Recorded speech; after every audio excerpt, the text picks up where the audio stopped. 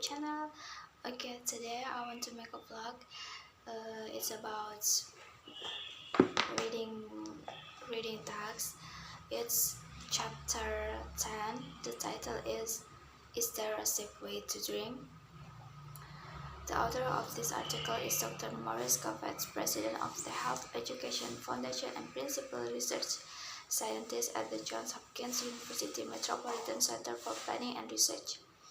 As an authority on alcoholism and drug abuse, Dr. Coffett is particularly interested in educating people to drink in a safe, responsible manner.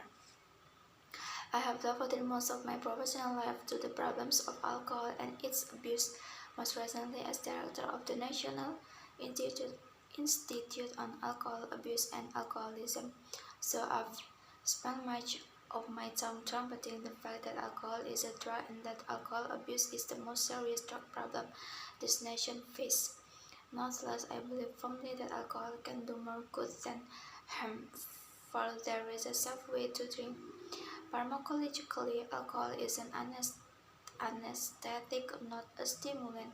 In moderate amounts, it appears to stimulate because it inhibits those brain centers which restrict less civilized other boosts, as well as those which make us aware of exhaustion than we feel physically alert and emotionally free, but which increasing doses alcohol puts to shape the brain center which affect judgment, knowledge, and social controls.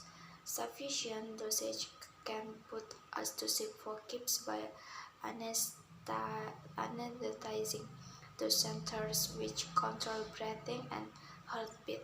Responsible people therefore must choose rather carefully the time, place, and circumstances of drinking.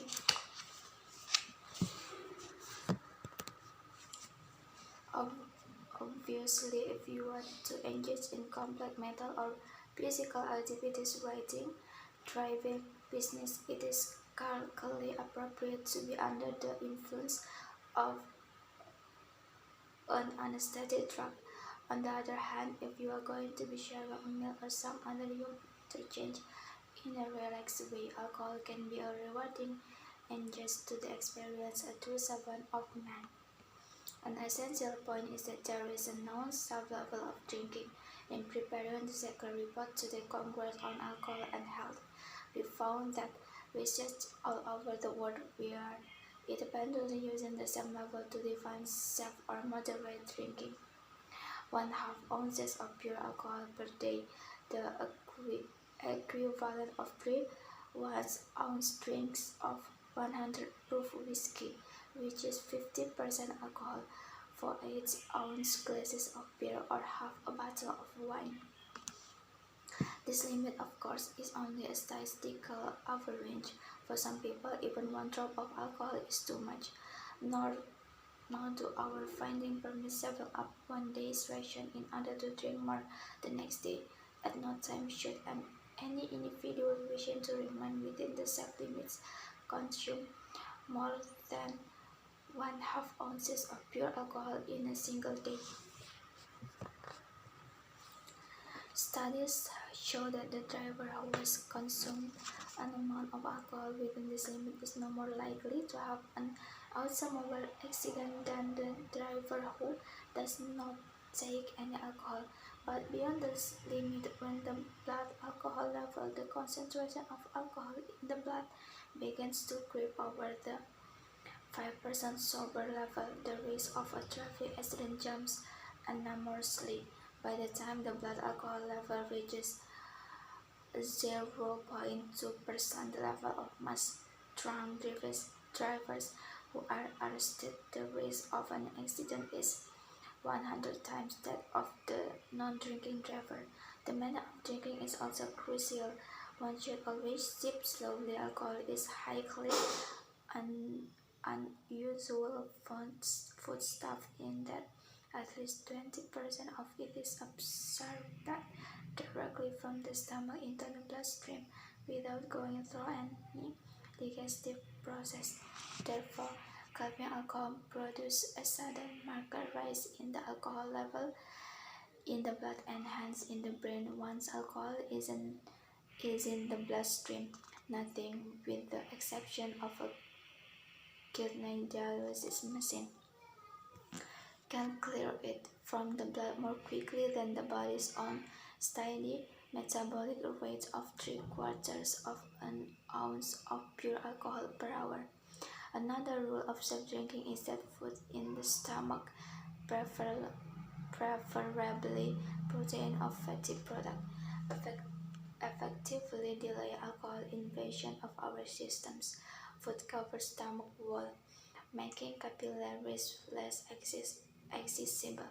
It also spawns up the alcohol and carries it gradually through the digestive process, slowing absorption and allowing the metabolism and brain to adapt. So, as any experienced drinker knows, the same dose taken with food in the stomach will provide a more pleasant outcome than alcohol on an empty stomach.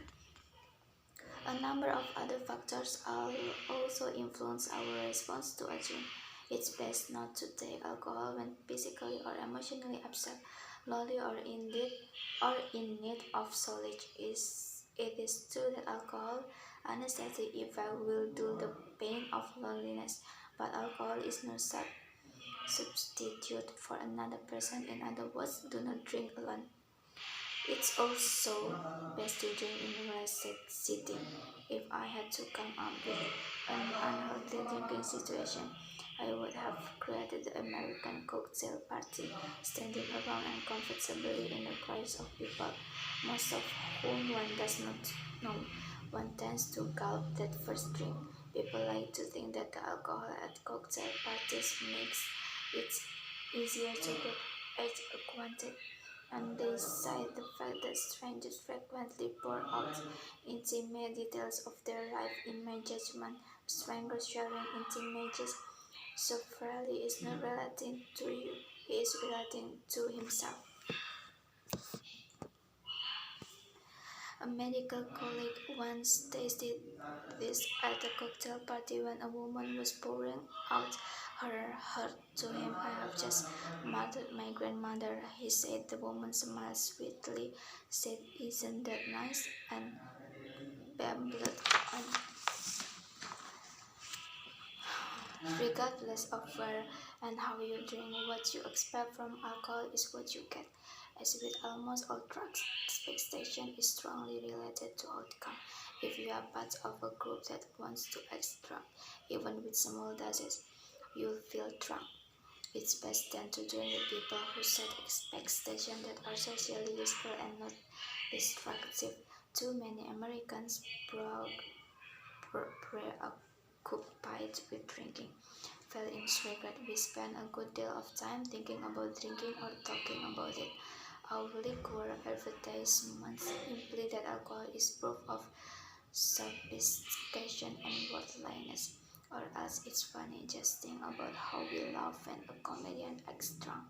Thinking something is funny is a society way of giving it social sanction. It is also a state of discomfort, for jokes are a safe way to ventilate deeper worries. Study after study has shown that Americans are uncomfortable, ambivalent, almost guilt-ridden about their use of alcohol. Why is it countries so uptight about drinking? In my opinion, one major reason is that our society places a great deal of stock in order and control, and being overdosed with a drink means being out of control. When we see someone who has lost control, it threatens our sense of control. Alcoholism is threatening because so many of us use alcohol. When we see an alcoholic, we are afraid that we could become alcoholics also. If our culture were more open and less guilty about alcohol, I think we could do more for people with alcohol problems. We might also do more for our children. Surveys completed in 1975 show that children in this country between the age of 12 and 17 are already manifesting severe alcohol abuse. In fact, 5% of these kids get drunk at least once a week. What can parents do? For one thing, they can alter the use of alcohol in the home. I can tell that we did our curve very early. Toddlers notice that when mommy and daddy drink this particular liquid that they behave differently. The children can't miss the fact it's something special,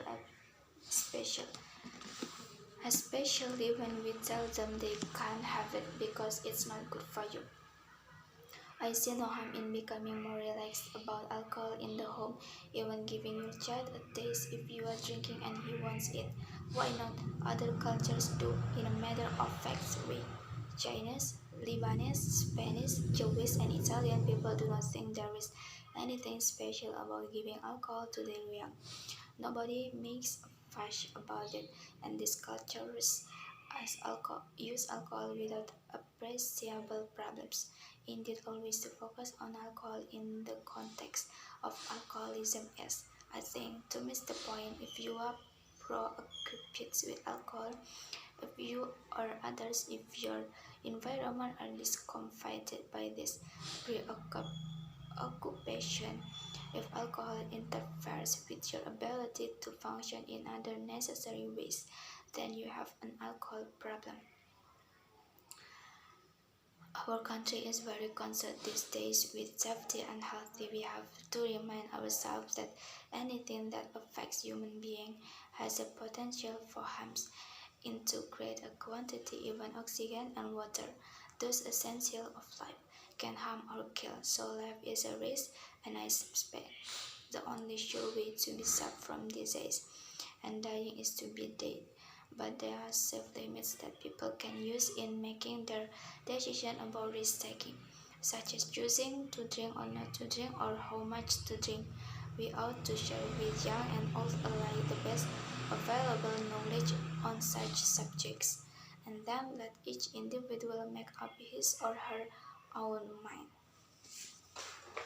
Okay, that's all from this audio. Thank you so much. I think that's all from me. Wassalamualaikum warahmatullahi wabarakatuh. Bye.